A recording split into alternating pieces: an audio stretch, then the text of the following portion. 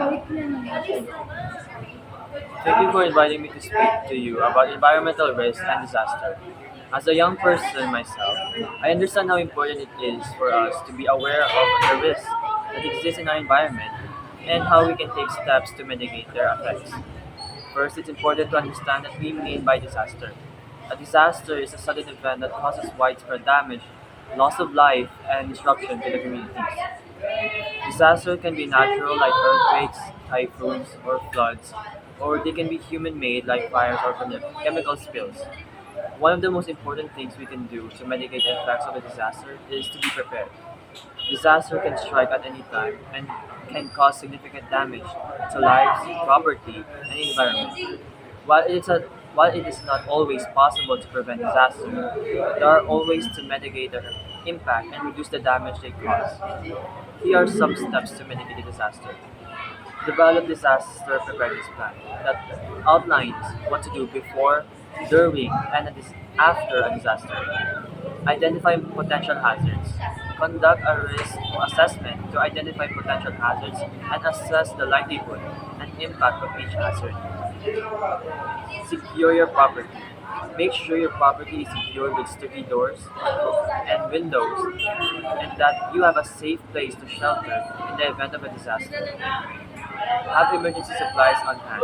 Make sure you have emergency supplies on hand such as food, water, medical supplies, and first aid kit.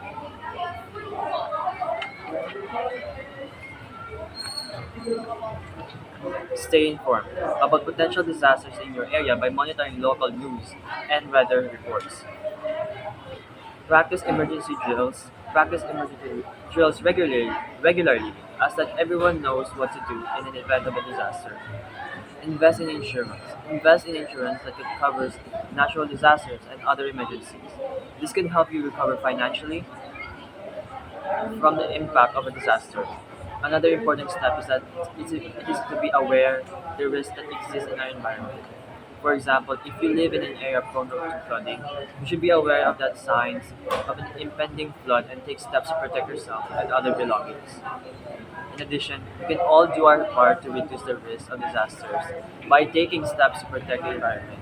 That means by being mindful of our own actions, like reducing our use of plastic or recycling, and advocating for policies that protect the environment and reduce the risk of the disaster.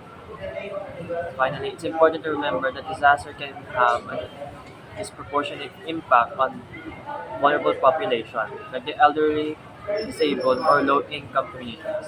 We should all work together to ensure that everyone has access to the resources and support they need to stay safe in the event of disaster.